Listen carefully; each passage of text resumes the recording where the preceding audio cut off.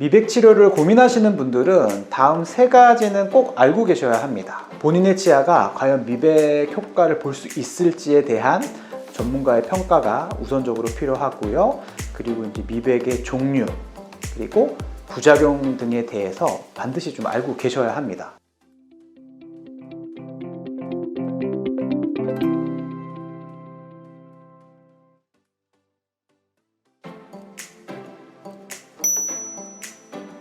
모든 치아가 미백 효과가 다 같지는 않습니다.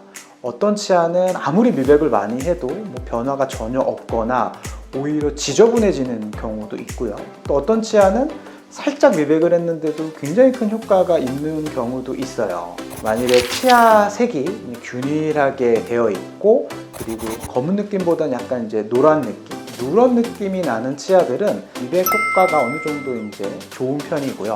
반대로 만일에 치아 표면이 하얀색 무늬가 있다거나 점이 있을 경우, 그리고 일자로 검은색 무늬가 있는 경우에는 오히려 미백받으면은 더 좀 지저분해 보이는 경우도 있고요.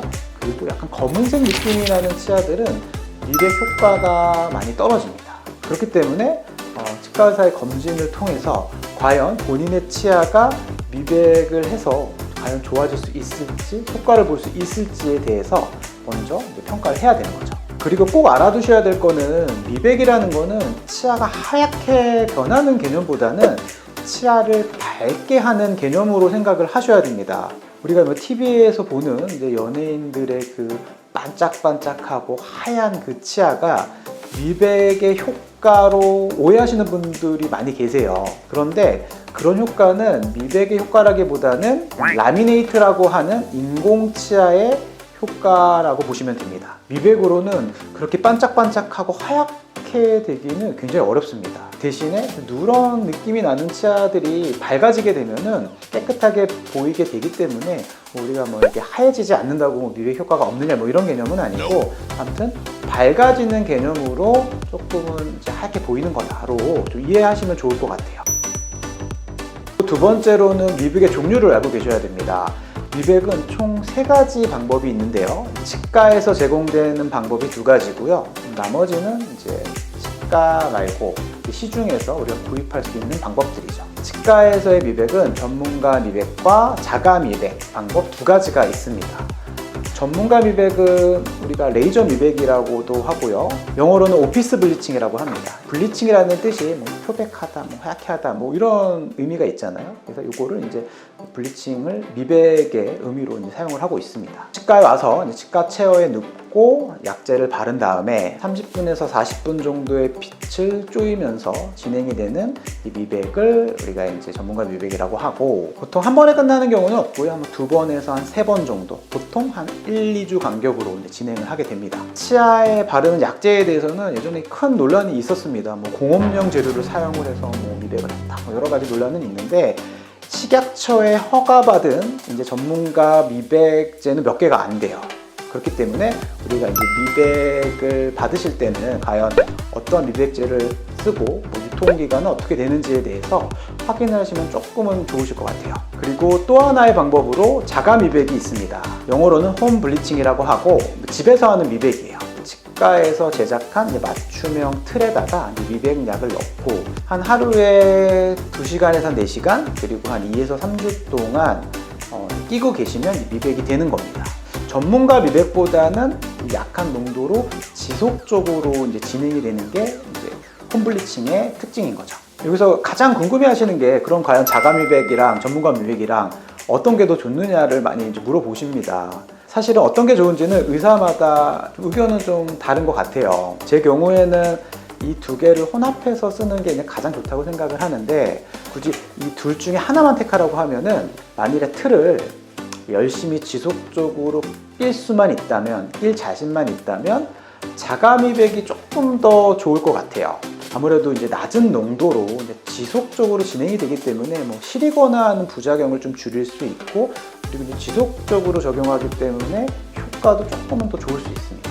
대신에 오랫동안 낄 수가 없고 낄 자신이 없기 때문에 대부분 전문가 미백을 많이 선택하시는 것 같아요. 그렇다고 전문가 미백이 부작용이 무조건 맞느냐 그런 개념은 아니고요.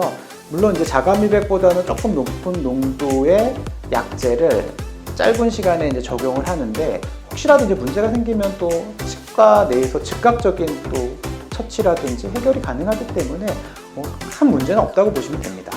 그리고 마지막 방법으로는 시중에 나와 있는 미백 패치를 붙인다거나 미백 치약을 쓰는 방법이 있는데요. 치아에 붙이는 미백 패치도 물론 좋은 효과가 있을 수는 있습니다. 하지만 우선적으로 본인의 치아가 미백을 해도 되는지, 또 해서 효과가 있는지에 대한 평가가 없는 채로 무작정 진행하게 되면은 분명히 문제가 있을 수 있거든요. 그리고 본인의 이런 맞춤형 그런 틀이 아니기 때문에 아무래도 잇몸에 약제가 닿을 수도 있고, 또 민감한 치아에 닿았을 때에 문제가 발생될 수 있기 때문에 그런 부분들은 굉장히 좀 조심해야 될 부분은 있어요. 그리고 미백 치약은 글쎄요, 효과를 눈으로 확인하기에는 굉장히 좀 어려운 것 같아요. 저도 많은 미백 치약을 실질적으로 써봤는데, 이 정말 작은 농도에, 그리고 정말 짧은 시간 치아에 닿는 거잖아요. 그런 정도로 과연 우리가 눈에 띄는 결과를 낼 수 있을지에 대해서는 굉장한 좀 물음표입니다. 그리고 마지막으로 아셔야 될 거는 부작용인데요. 치아 미백의 대표적인 부작용은 이제 시린 증상이에요. 모든 치아가 다 시리거나 그런 건 아니고, 물론 개인 차이도 있고 시린 증상이 그렇게 흔한 거는 아니지만 제 경험으로는 굉장히 시렸습니다.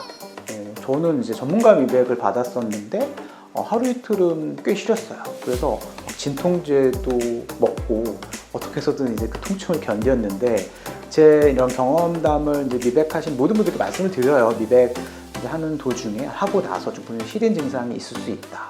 그리고 그 후에 이제 많은 환자분들께 이제 여쭤보면은 그렇게 시린 거는 없었다라고 많이 말씀을 하십니다. 그래서 분명히 개인차는 있는 것 같고, 그렇다고 마냥 안 시리다 이런 개념은 아니고, 분명히 시린 증상이 있기 때문에 만약 전문가 미백을 받는 중에 시리다면은 바로 저희 즉각적으로 미백을 중단할 수도 있고, 아니면 농도를 좀 조절하거나, 아니면 오히려 자가 미백 쪽으로 가던가, 이렇게 이제 여러 가지 해결 방안들도 있습니다.